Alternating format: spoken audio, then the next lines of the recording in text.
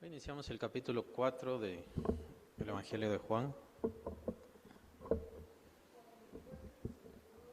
No todo el capítulo, del 1 al 10, por favor. Muchas gracias.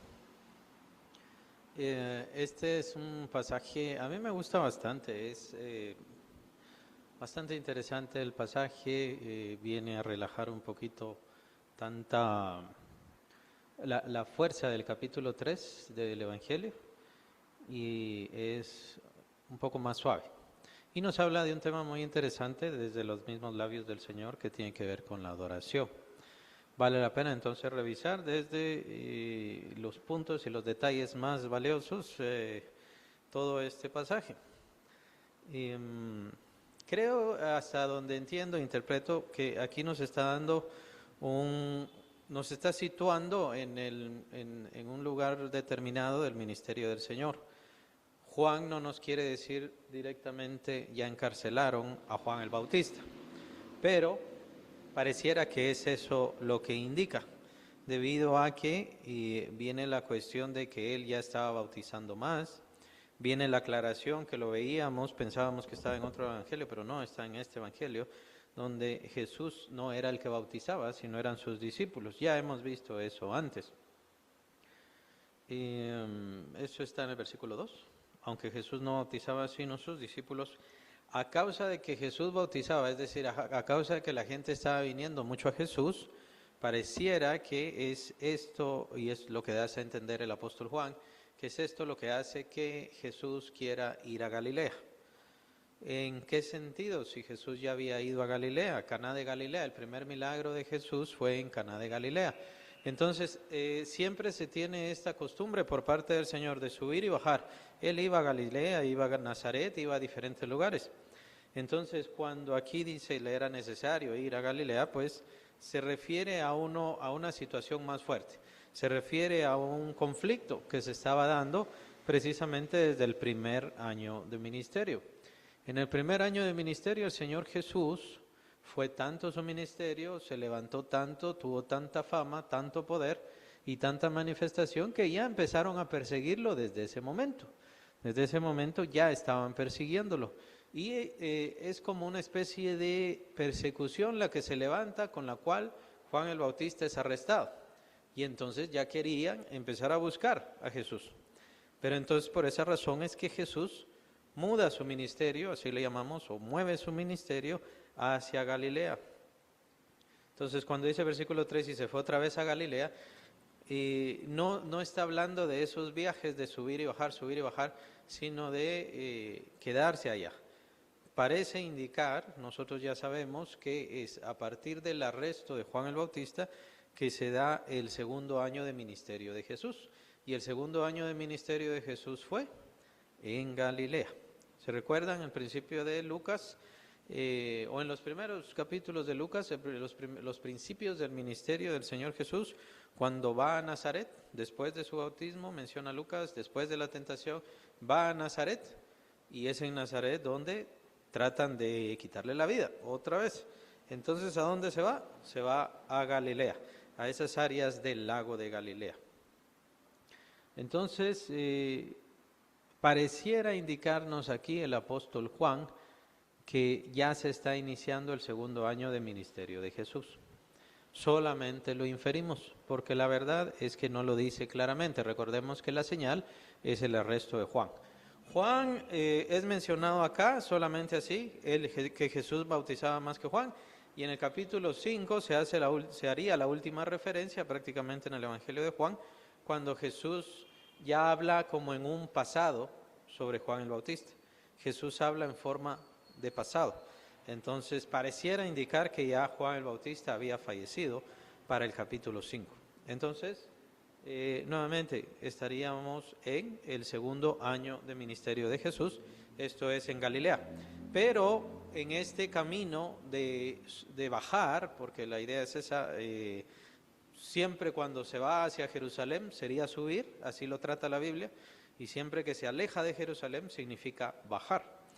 Entonces, cuando está bajando de Jerusalén y quiere llegar a Galilea, viene esta situación de que le era necesario, dice versículo 4, le era necesario pasar por Samaria. ¿Qué tiene Samaria? Eran enemigos con los judíos. Para los judíos, decirle a alguien, entre ellos, pues, es decir, entre ellos como judíos, decirle samaritano prácticamente era un insulto. Solamente con decirle samaritano, tú eres samaritano, que es precisamente lo que trataron de hacer con algunos, sea Jesús y sea sus discípulos. Tú eres samaritano, la idea es insultarles. Era la idea de ofenderlos en la mente de los judíos, ¿no? Los samaritanos eran enemigos de los judíos eran enemigos de los samaritanos. Esta lucha se viene dando desde los tiempos de Nehemías y de Esdras. ¿Verdad? Esdras el escriba, Nehemías el gobernador, prácticamente que quedó como gobernador, pues era copero del rey, y entonces el rey le permite que vaya a reconstruir la ciudad, pero más exactamente el muro de Jerusalén. Entonces, esos dos libros, ahí se contiene la lucha y la batalla, o más bien la enemistad que se dio precisamente con los samaritanos. Desde ahí viene.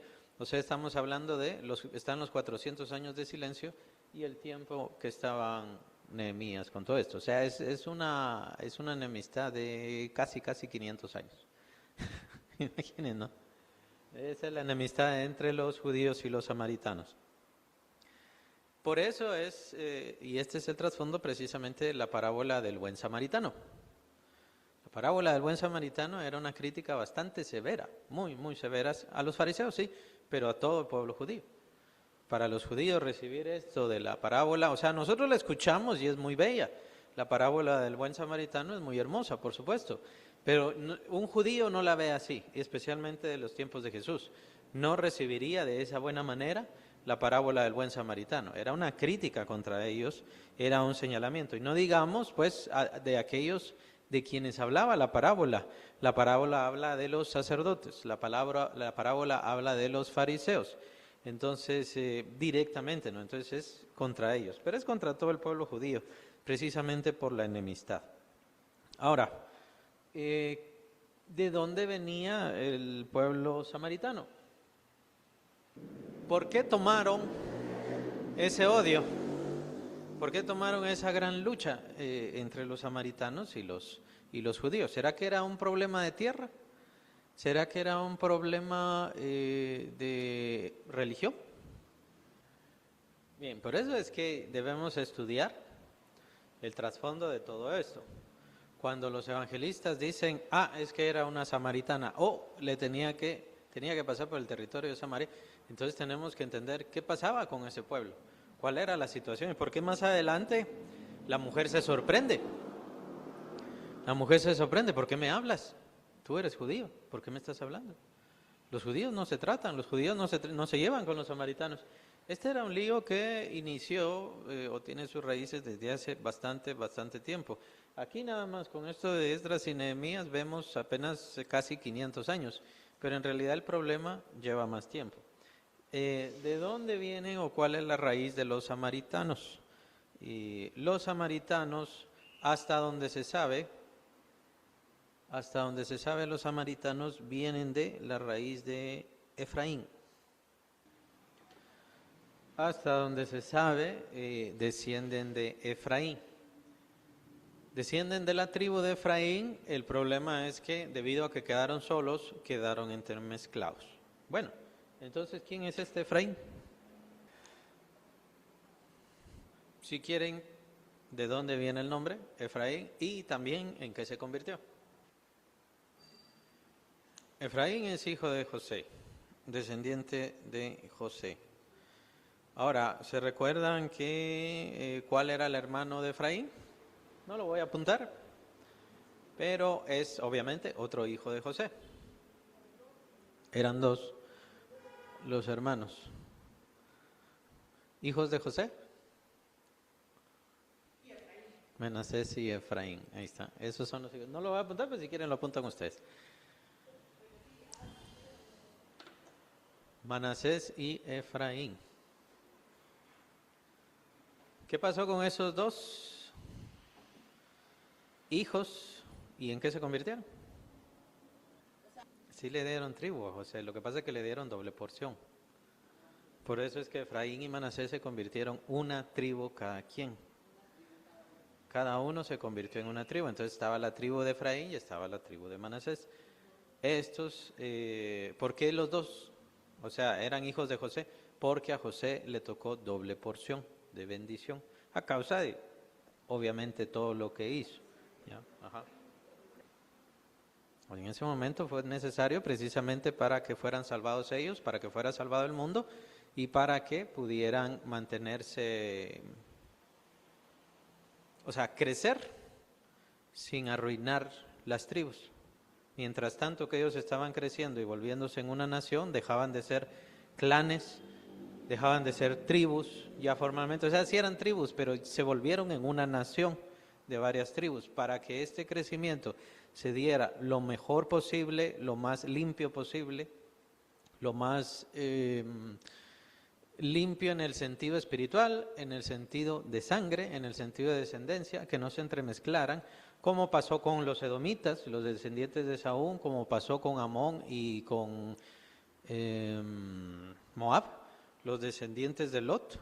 Entonces Dios no quería eso que pasara con los descendientes de Israel. Entonces por eso es que permitió esta situación de que crecieran en Egipto. Después ellos iban a regresar. Lo que pasa es que mientras ellos estaban acá creciendo, acá se estaban entremezclando. Entonces Efraín se convierte en una tribu. ¿Hay algo famoso con respecto a Efraín? Está bien, ¿por qué dices eso? ¿Por qué bendice Jacob? En ese momento ya era Israel. ¿Por qué bendice Israel a Efraín? ¿Por qué pone su mano derecha sobre Efraín y su mano izquierda sobre Manasés? La tribu más grande, los únicos que les ganaron fueron Judá. La única que le ganó fue Judá, ¿verdad? Y la única que hacía en contra era Judá. Recuérdense que Judá heredó la primogenitura. ¿Quién era el primogénito entre los hijos de Jacob? Bueno, Rubén era el primogénito, pero perdió la primogenitura, entonces se le entrega a Judá. Por eso es que Judá siempre fue la tribu principal, Judá siempre fue la tribu de mayor importancia, la que siempre iban delante. También Judá fue Judá fue casi que el que defendió, el único que logró defender a José y que dijo, no hagamos esta maldad de matarlo, mejor vendámoslo. Y esas cosas, ¿no? O sea, es cierto, no es una situación perfecta, no hay nada perfecto. Ajá, pero...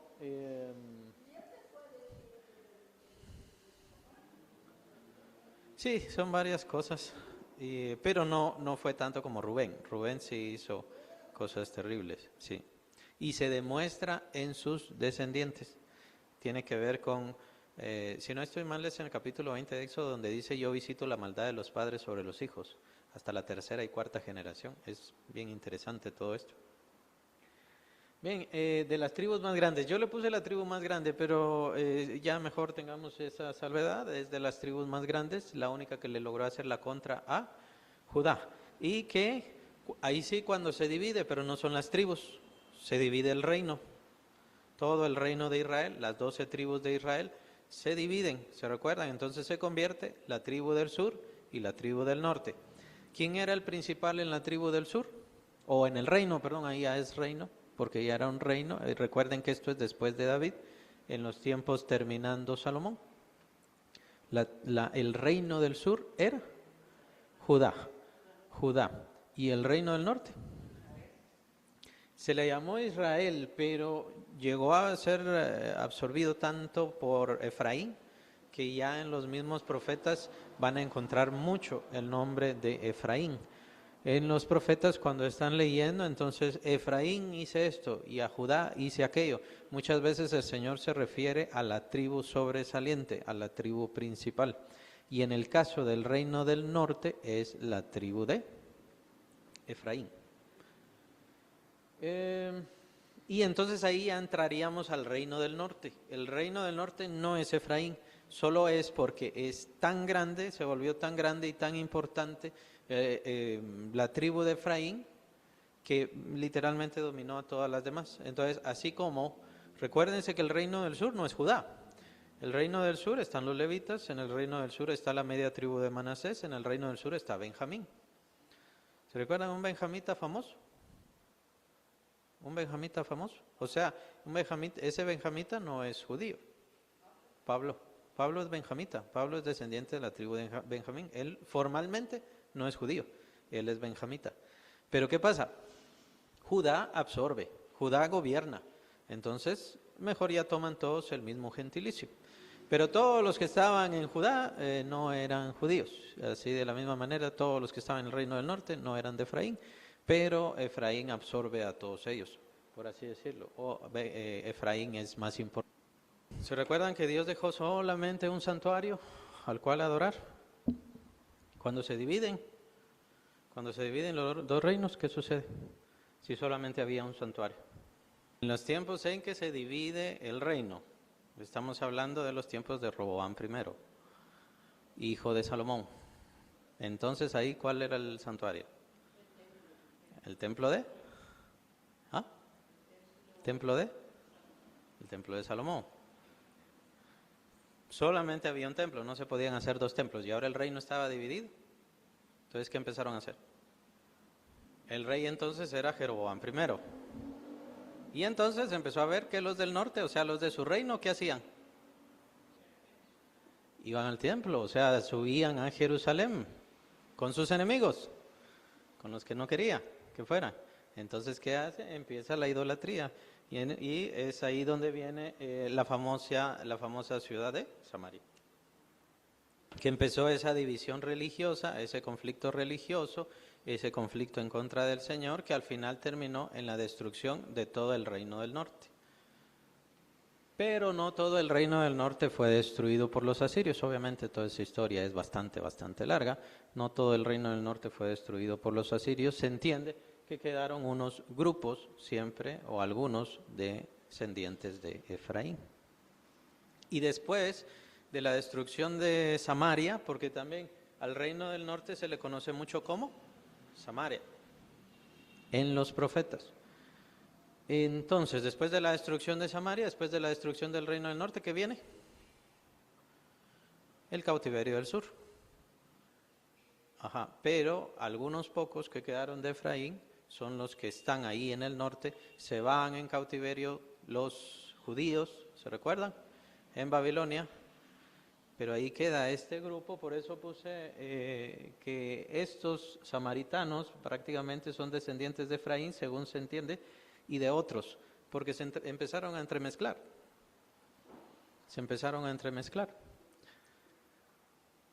Cuando regresan los judíos del cautiverio, que es los sucesos que vemos en Nehemías y en Esdras, ¿qué pasa con respecto a ellos? Con respecto a estos que todavía son rastros del reino del norte, pero que se empezaron a entremezclar, ¿qué pasa? ¿Qué pasó con los samaritanos? Ya eran enemigos desde antes. El reino del norte y el reino del sur ya eran enemigos desde antes. Y ya se trataban así. O sea, había conflictos entre Efraín y Judá. Porque Efraín había casi que tomado todo el reino del norte y Judá había tomado casi todo el reino del sur. Desde ahí ya estaban los conflictos. Desde ahí habían problemas. Pero después todavía se pone peor. Cuando regresa Judá, o sea, cuando regresan los judíos del cautiverio, vienen los samaritanos y les dicen, nosotros somos del mismo pueblo. Somos de Efraín, nosotros somos del mismo pueblo. Vamos a construir con ustedes. ¿Y qué dijeron los judíos? No, lo rechazaron. Y el conflicto se puso peor. Por eso les digo, el conflicto no lleva casi 500 años en los tiempos del Señor Jesús. Lleva todavía más tiempo. Desde antes ya estaban en conflicto. Bastante fuerte. Ese es el trasfondo que estamos viendo, ¿no? Es el contexto de todo esto. Lo que pasa es que no sé si sabían todo todo esto de Efraín, qué había pasado con Efraín y todo lo demás. Lo que pasa es que vemos los evangelios muchas veces y solo decimos, bueno, no se llevan, como vemos acá. ¿Qué dice? Es que los judíos y los samaritanos no se llevan. Sí, pero ¿en qué sentido? En todo esto. Hay una gran historia, que es el mismo trasfondo con respecto a la parábola del buen samaritano. Lo mismo, ¿verdad? Y entonces es el conflicto de Samaria, y el conflicto religioso básicamente empieza desde la división del reino, con lo que acabo de mencionar. El rey Jeroboam I no quería que la gente fuera a Jerusalén porque era tierra enemiga, ya no quería que fueran allá, y es entonces donde establece unos toros, si no estoy mal, unos toros como ídolos, y entonces aquí es, oh Israel, he aquí tu Dios, y todo ese tipo de cosas. Y después viene la gran profecía sobre Josías, que sería el que destruiría todo eso. Entonces, desde el principio siguieron su idolatría y se separaron del Señor, y por eso el castigo contra Israel fue severísimo, muy, muy terrible. Y por eso quedaron solamente algunos cuantos de Efraín, que quisieron unirse a Judá, pero los judíos no los dejaron. Ahora, la pregunta es, ¿será que hay promesa con respecto a ellos? ¿O eran simplemente desechados? Es decir, los judíos los desecharon. ¿Pero será que Dios los desechó? O pensemos, si ellos no tenían a Dios, si ellos no creían en Dios, no confiaban en Dios. Los samaritanos, o sea, descendientes de Efraín, hasta donde se entiende. Es a lo que vamos a entrar. Porque sí estaban esperando algo. Tenían nociones, tenían interés. Si promesa había o no había, bueno, es probable, pero al final es irrelevante. Recordemos que el Evangelio y la salvación viene a todos los seres humanos. Dios ha guardado al pueblo judío y lo guardó hasta que vino el Señor Jesucristo. Después hace la destrucción del templo, la destrucción del sacrificio continuo, y por supuesto, esto significó que todo el pueblo judío se separara, se dispersara y se entremezclara. Ahorita ya lo que vemos solamente son judíos mezclados, en realidad. Entonces la idea de Dios era mantener al pueblo, a este pueblo, pero no es que no es el pueblo judío. Recuérdense que las promesas eran Abraham, Isaac y Jacob, y entonces era todos los descendientes, era una nación completa, no era solo Judá. Esto es también la mala concepción, la mala comprensión de los judíos, el entender que solamente ellos son los prometidos, y de hecho lo tienen todavía, porque todavía piensan que cuando venga el Mesías, que ellos rechazan a Jesús, por supuesto, completamente, pero cuando venga el Mesías, a todos nosotros, a todo el mundo, nos va a poner el Mesías de esclavos de ellos y de los judíos. Y de hecho ellos no están esperando una gran unificación, ni les preocupa tanto eso. O sea, ellos, como judíos, ya piensan que quedaron solo como el pueblo de Dios, nada más. Y que cuando venga el Mesías, a todos nosotros nos va a poner de esclavos de ellos. Es lo que ellos piensan. Entonces, en su forma de pensar, en su forma de creer, han disipado muchas cosas y ya sabemos, ¿no? Creen en la cábala, ese es el misticismo, creen en mucho misticismo numérico, eso también es un gran problema. Y por supuesto, desde los tiempos de Jesús rechazaron al Señor Jesucristo. De ahí viene el Talmud y otras cosas. Entonces, ¿pero qué pasaba con estos? Este es un tema interesante porque estos eran descendientes de Efraín. La promesa todavía estaba para ellos. Eran descendientes de uno de los patriarcas importantes. Y entonces creían, pensaban que era lo que sentían, ¿no? Ese es el contexto de esta historia tan importante, que ya casi se nos fue todo el tiempo. Bueno, vamos a seguir leyendo entonces. Le era necesario pasar por Samaria. Vino pues, estamos versículo 5 de Juan 4. Vino pues a una ciudad de Samaria llamada Sicar, junto a la heredad que Jacob dio a su hijo José, y estaba ahí el pozo de Jacob. Entonces Jesús, cansado del camino, se sentó así junto al pozo. Era como la hora sexta. ¿Por qué menciona lo del pozo, Juan, el apóstol Juan? Está señalando la importancia histórica para los samaritanos de las cosas que ellos tenían. Sus raíces no son paganas, sus raíces son de los patriarcas, de los verdaderos patriarcas del Señor. Y de hecho lo menciona más adelante también. José nos dio, Jacob, si no estoy mal, el padre Jacob nos dio este pozo. Entonces ellos sí tenían raíces patriarcales, si quieren llamarlo así, y de hecho estaban esperando ciertas promesas o incluso señales. Eso lo vamos a ver en la mujer samaritana, es bien interesante. Entonces, estas no eran personas que estaban solo al aire, o como quien no tiene nada. Tenían herencia y estaban aferrados a esa herencia, les agradaba su herencia.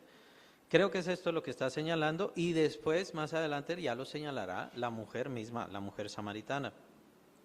Entonces Jesús, cansado del camino, se sentó junto al pozo, era como la hora sexta. Esta es una frase esta de Jesús, cansado del camino, es una frase muy conocida, muy famosa. ¿Por qué era? Hasta donde se entiende, era porque el Evangelio de Juan se escribió en cierta forma para defender la doctrina en contra de los gnósticos. Y la idea de muchos en aquel entonces que se estaban desviando era que Jesús no era de carne, Jesús era un fantasma, era un super ser, no sé, un ser estelar o algo así, y no era un hombre como cualquiera de nosotros. Entonces es muy famoso esto en el caso de los evangelistas, en donde señalan la humanidad de Cristo, la naturaleza de Cristo humana. Como nosotros se cansaba, como nosotros necesitaba comer, como nosotros necesitaba dormir, etcétera, etcétera. Se sentó junto al pozo, era como la hora sexta. Vino una mujer de Samaria a sacar agua y Jesús le dijo, dame de beber. Llama la atención que estuviera sola, hasta donde se nota estaba sola. ¿Por qué la rechazaban? ¿Por qué rechazaban a la mujer? Ahí está. Una mujer de mala fama, es lo que quiere decir ahí. ¿Ah? Ella lo hacía, ella tenía que hacer sola sus cosas, era rechazada por la gente. Y ya vimos el contexto de los samaritanos. Ellos vivían de una forma. Todos los samaritanos. Ellos vivían rechazados por los judíos desde el principio. Imagínense ahorita los palestinos, los samaritanos. Eso es lo bueno de este pasaje, porque la mujer literalmente nos empieza a contar, ¿verdad?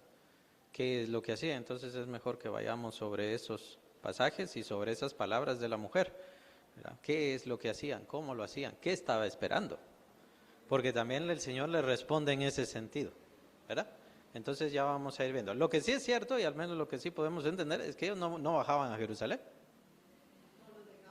No los dejaban, los rechazaban, los odiaban. Por eso, no vamos a adelantar, vamos a ir viendo los pasajes, y es bien interesante esto que se da.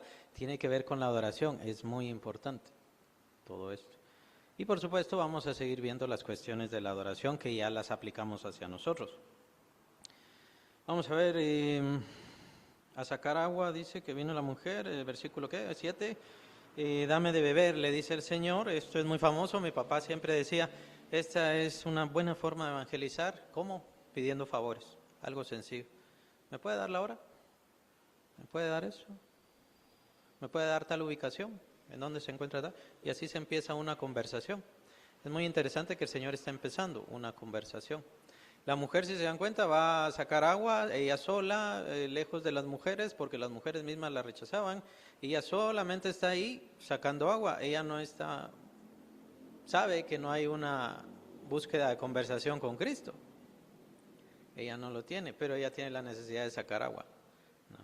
Si a Jesús, si a ella le gustó Jesús, no lo sabemos. A veces se da esa impresión, ¿no? O a veces se da esa interpretación, es posible, pero el asunto es que ella sabía que era rechazada. Ella había vivido así todo el tiempo, ¿verdad? Y al mismo tiempo, en ese mismo rechazo, en esa misma baja autoestima, le podríamos llamar, que su honor no importa mucho. Más adelante, bueno, vamos a ver ya todo esto cuando el Señor le revela cosas. Versículo 8, pues sus discípulos habían ido a la ciudad a comprar de comer. Versículo 9 viene la respuesta de la mujer. La mujer samaritana le dijo, ¿cómo tú siendo judío? ¿Ven? De una vez lo reconoce, los conocía muy bien. Entre esos dos pueblos se conocían muy bien. Y sabía que los samaritanos no podían hablarle a los judíos y los judíos no podían hablarle a los samaritanos. Así era el rechazo entre ellos. Sí, formas de vestido. Puede ser acentos también. Puede ser, pero hasta donde vemos acá, pareciera que la mujer lo reconoció por su ropa, por su imagen, por su presencia. Lo entendió, lo comprendió. Siendo judío, me pides a mí de beber, que soy mujer samaritana, porque judíos y samaritanos no se tratan entre sí. Ahora ya entendemos qué tipo de no tratar entre sí, de qué forma es que no se trataban entre sí. Era una enemistad de siglos, una enemistad de siglos. Nacional o como entre pueblos, definitivamente, territorial, definitivamente, y religiosa también. Eran conflictos religiosos. Conflictos religiosos. Y por eso es tan importante que este tema nos habla sobre la adoración y lo tenemos que aplicar a nosotros también. Lo vamos a ir aplicando a nosotros también. ¿Por qué? Porque siguen los conflictos de adoración y de modo de culto, aún entre los mismos creyentes. Hay conflicto de culto. Pareciera como que no se ha entendido muy bien todo. Digamos, si hablamos de que tenían el cuidado de Dios, la protección de Dios, la dirección de Dios, pues recordemos que Dios mismo cuidó a ese pueblo judío hasta que viniera su Hijo, pues sí, pero obviamente lo malinterpretan aún hasta nuestros días, como les digo. Los judíos piensan que todos nosotros seremos esclavizados por su Mesías, porque no creen en Jesús, que seremos todos esclavizados y les vamos a servir a todos ellos. Es lo que ellos concluyen. No digamos en ese tiempo era mucho más.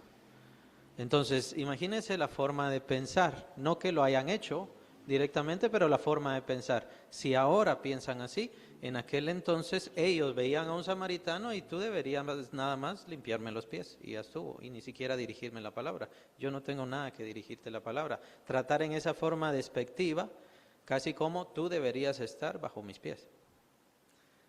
Si estamos hablando de que los judíos actualmente piensan así, no digamos en aquel entonces. Entonces, las enemistades, ninguno de los dos pueblos daba su brazo a torcer, y cuando viene el Señor Jesucristo, muchas de sus predicaciones, y por supuesto está la gran parábola del buen samaritano, la gran parábola del buen samaritano, en donde el Señor Jesús saca a brillar el carácter de una persona que, aunque sea maltratada, como un samaritano siempre fue, aunque sea maltratada, pero tiene bondad, es generosa, es entregada, es mejor visto o vista ante los ojos de Dios. Aquí el Señor Jesús está viendo entonces la condición de esta mujer, desde ya, una condición, y la vemos, una condición de una mujer reprimida, resentida, que ha sido desechada, que ha sufrido mucho el ser desechada. Y también recordemos que los mismos judíos también tenían el rechazo con sus propias mismas mujeres. Las mujeres tenían su patio aparte en el templo. No estaba estaba el patio de los hombres y aparte estaba el patio de las mujeres. Entonces desde ahí ya se tenía ese rechazo, ¿no? Por eso también la Biblia es muy importante, como el Señor resalta el protagonismo de las damas, de las mujeres. Es bien importante. Las mujeres tienen un lugar valioso en todo el camino y todo el trabajo de Dios. Y no se llevan. Bueno, la respuesta del Señor Jesús, versículo 10, respondió Jesús y le dijo, si conocieras el don de Dios, ¿y quién es el que te dice, dame de beber? Tú le pedirías y Él te daría agua viva. Pasaje muy importante. Ha resonado por medio de toda la historia de la iglesia, ¿no? Aquel que da el agua viva, el Señor Jesucristo.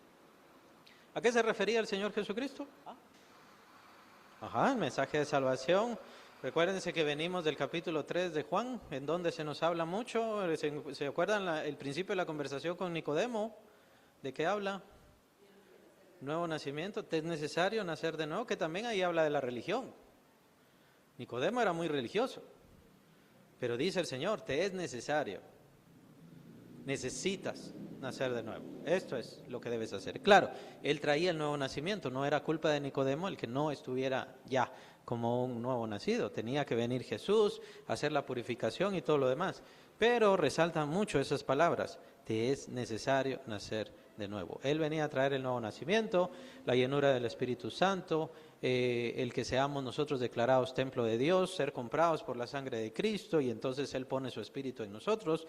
Y está hablando de todas estas cosas, pero lo está metiendo en un símbolo, en una imagen muy simple, muy fácil, muy precisa, que es el agua, el tener sed, la bebida. El Señor Jesús, no sé qué título se le podría dar, pero es el gran... tal vez a mí me gusta usar la palabra simbolista, si existe esa palabra, no lo sé, pero el Señor hacía imágenes, y esto es para que entre en la mente y en la conciencia de cualquier persona, no importa qué educación tenga, qué idioma tenga, no importa su nacionalidad, no importa nada.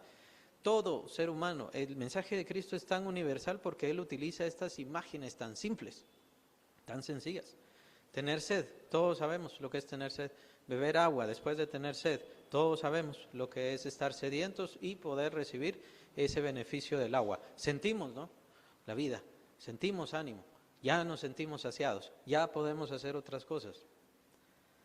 Pero el Señor Jesús está encerrando en este símbolo, en esta imagen de la sed, del agua vida, del agua eterna, del agua que Él trae, está encerrando todo el mensaje de salvación, nuevo nacimiento, transformación, renovación, la necesidad del hombre. Lo que está haciendo el Señor Jesús es, yo estoy reconociendo, diciéndole a la mujer samaritana, yo estoy reconociendo tu necesidad.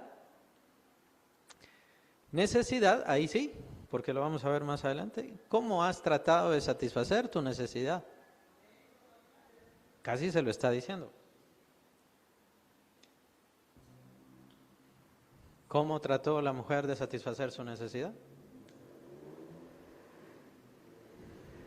Lo dijo la hermana hace un momento. ¿Por quién ella buscaba sentirse comprendida? ¿Por quién ella buscaba sentirse importante? Por los hombres que ella tuvo.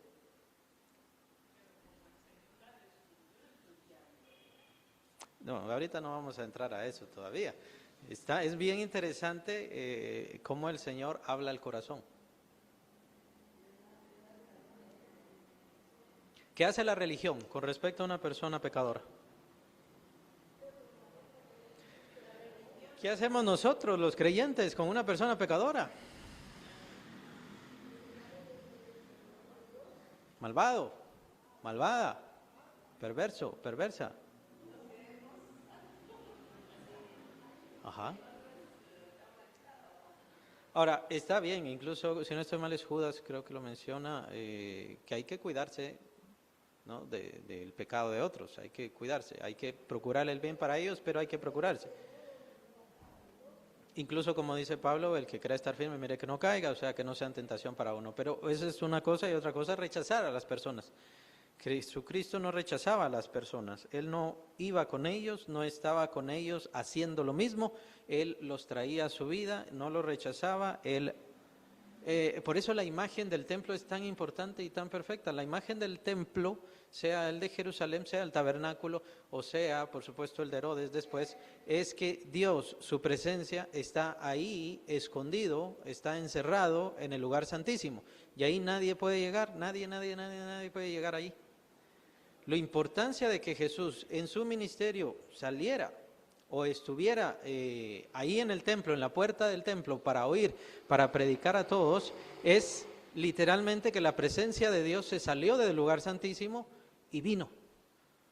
Ahí donde están los rechazados, ahí donde hablábamos sobre el patio de las mujeres, el patio de los hombres, y por supuesto el de las mujeres estaba más lejos de Dios, porque para ellos las mujeres están más lejos de Dios. El hombre, y viene toda esa situación, el hombre es la cabeza, la imagen de Dios, la mujer es la imagen del hombre, y todo ese tipo de cosas que sirven para hacer sentir rechazo y menosprecio, y lo peor, por parte de Dios.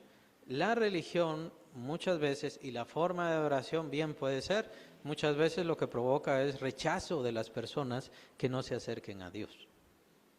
Y ese es el principio de la crítica que viene en todo este pasaje. ¿Cómo? ¿Cómo trata Dios a las personas? Dios, por su santidad, por su pureza, necesitó el tabernáculo, necesitó el templo y todo lo demás, pero eso no quiere decir que Él rechaza a la gente, que Él desprecia a la gente, que dice, los hombres sí valen y las mujeres no. Tomen en cuenta que hay iglesias en donde separan a las mujeres de los hombres. ¿Qué van a hacer adentro de la iglesia las mujeres y los hombres mezclados, pues? ¿Por qué hay que separarlos? Y eso que ni siquiera hemos mencionado todas las iglesias de los tiempos de la esclavitud, allá en el norte, donde tenían a las personas de color separadas, son indignos. También en el sur de África no podían caminar en la banqueta porque ellos no eran hombres. Tenían que caminar en la calle como que fueran caballos, ¿no? De aquellos tiempos. Todavía está, y por eso digo, todavía existe. Creo que vamos a verlo, ¿no? Con respecto a la adoración. Muchas cosas son cuestión de necesidad. Nosotros nos gusta cierta música o nos gusta esto, pero eso no quiere decir que rechacemos a los demás hermanos, de la misma manera que los demás hermanos nos rechacen a nosotros, como sucedió también hace algunos tiempos. Por ejemplo, a nosotros se nos dijo que nosotros no teníamos al Espíritu, no teníamos al Espíritu Santo. ¿Por qué? Porque no brincábamos, porque no bailábamos, porque no gritábamos. Ajá. No, pero más que frío, estábamos muertos espiritualmente, que eso era lo que decía. Es que ustedes están muertos espiritualmente porque no tienen el feeling del Espíritu Santo. No sé exactamente por qué dejaron de hacer eso bastante, ya no lo hacen tanto, o porque ya perdieron mucho auge algunos, especialmente por tal vez muchas profecías falsas que se dieron y pues obviamente se mostraron que no era así. Pero sí se ha dado mucho cambio en todo eso, gracias a Dios, pero no estamos bien. Todavía hay muchas diferencias y tomamos las diferencias de adoración y de formas de ministración y las tomamos como que yo sí valgo y los demás no valen. Y viene todo este todavía tipo de discriminaciones adentro de la iglesia. Pero el Señor entiende, está cerca de todas nuestras necesidades, que eso me gusta mucho con respecto a esto. El Señor conocía el corazón de esta mujer y sabía por qué hacía la maldad que hacía. No la rechaza, no la desprecia. Esto no quiere decir que que el Señor está bien y que por ende Dios está bien con respecto al pecado o que el pecado deja de ser pecado. Nos está demostrando una necesidad. Esta persona tiene necesidades en su corazón. Solamente contemplemos esto con respecto a la samaritana. Toda su vida fue despreciada y sintió ese desprecio por parte de los judíos y tenía que vivir en Samaria. Y se dan cuenta que los judíos acostumbraban caminar entre todos ellos y de la nada a ver, tú eres samaritana, tú no vales, tú eres samaritana, no significas nada. Probablemente la abusaron. No lo sabemos. No conocemos ese trasfondo, pero sí nos damos cuenta que el Señor se da cuenta. Lo que pasa es que tú tienes una sed. Y con esta sed, y es por eso que tú haces lo malo, has estado buscando en cualquier punto y de cualquier forma alivios, consuelos, satisfacciones. Pero ¿qué es lo que da el mundo? Es bien importante esto. ¿Qué es lo que da el mundo? Una satisfacción fugaz, efímera. Puede ser muy fuerte por un momento, pero por eso es que Dios nos da alegrías, llamémosle así, o felicidades, que podríamos llamarles momentáneas. ¿Qué es lo que da Dios? Gozo. Dios da una paz ¿Qué dice? Que sobrepasa todo entendimiento. ¿Y esto qué quiere decir? ¿Por qué es esa paz que sobrepasa todo entendimiento? Porque es una paz que la tenemos cuando estamos en tribulación. Y cuando estamos en tribulaciones seguimos en paz. Por eso es que sobrepasa todo entendimiento. Cuando vienen los conflictos y los problemas, ahí es donde surge la paz. Si nos mantenemos en una constante relación con Dios, ¿verdad? Ese es el punto importante acá. Pero el mundo, ¿qué es lo que da? Pequeñas, leves, alegrías, dichas, momentos fugaces. Vean la drogadicción o la droga, es así. Todos los vicios son de esa manera. Una cuestión de sentir un alivio momentáneo. Y después, sentirme rechazado, sentirme poca cosa, sentirme encadenado, sentirme prisionero. Y es lo que el mundo quiere, lo que Satanás quiere, que estemos encadenados a vicios, a problemas, a conflictos. Por eso es que Dios tiene que ser la satisfacción de nuestra alma y de nuestras necesidades. Dios no solamente es aquel que vengo a ver cada 7 días cuando vengo y me siento a la iglesia. Él tiene que ser mi satisfacción todo el tiempo, de todo lo que necesito. Esa es la forma para ir rompiendo malos hábitos, malas formas, malas intenciones, malos deseos. Que Dios sea mi todo, que Dios sea el que me llene, que Dios sea el que esté conmigo, que Dios sea el que me guarde. Entonces se le quitará poder a todas estas cosas malas que pueden hacerme caer, hacerme tropezar o lo que sea. Eso es. Claro, lleva tiempo, lleva esfuerzo y que nuestra voluntad se doblegue ante Él. No se trata de que vengamos a la iglesia y que tengo que venir a la iglesia para poder ser salvos. Soy salvo porque el Señor me ha salvado por medio de su sangre. Pero tengo que venir a la iglesia, ¿por qué? Porque tengo que romper hábitos y tengo que crear hábitos buenos, correctos. Mi felicidad tiene que ser entonces adorar al Señor, honrar al Señor, agradar al Señor.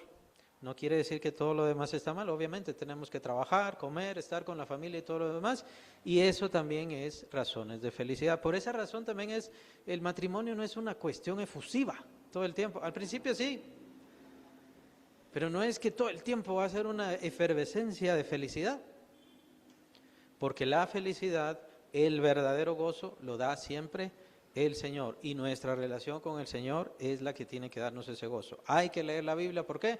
Porque si yo no leo la Biblia me voy al infierno. No, hay que leer la Biblia porque hay que romper hábitos y hay que adoptar buenos hábitos. Hay que empezar a hacer lo correcto, lo que conviene ante Dios, y eso nos va a dar fuerzas para romper lo malo. Por eso es que, pues pobrecitos cristianos, algunos creyentes que mire, pero venga a la iglesia, es que no dejo tal cosa, mire, pero venga a la iglesia, mire, tiene que leer la Biblia, no, no leo la Biblia, no, casi no oro. ¿Y cómo quiere que se acabe ese mal de su corazón? Por esa razón también es que el Señor no lo quita, por eso es que el Señor no lo rompe, porque se necesita este hábito y en medio de este buen hábito y búsqueda de Él, dejamos lo malo y al mismo tiempo abrazamos una relación personal con Él espiritual, que también de eso va a hablar el Señor Jesús en este pasaje.